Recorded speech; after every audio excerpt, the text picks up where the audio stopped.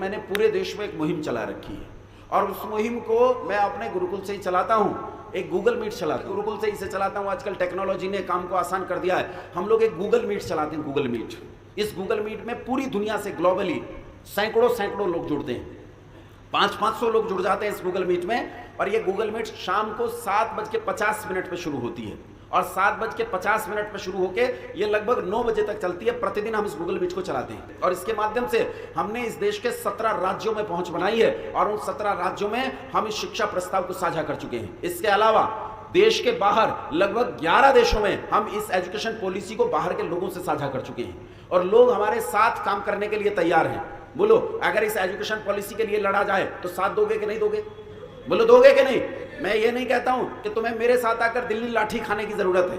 ये नहीं कहता हूं कि कहीं आंदोलन होगा तो वहां पुलिस से पिटने की जरूरत है। तुम अपने घर में रहना।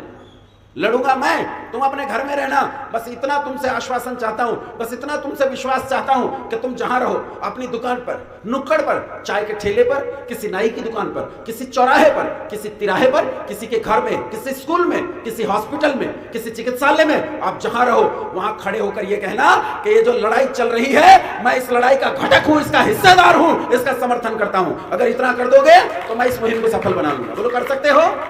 बोलो, कर सकते हो कि नहीं? तो आओ मिलकर लड़ाई लड़े, बचाएं इस देश को। यदि आपने नहीं बचाया मित्रों, बंधुओं, तो निश्चय पूर्वक कहता हूं वो दिन दूर नहीं जब इस देश का दोबारा विभाजन होगा, जब ये देश दोबारा टूटेगा और फिर से इस देश के टुकड़े टुकड़े बनेंगे। आओ मिलकर अपनी मातृभूमि को बचाएं।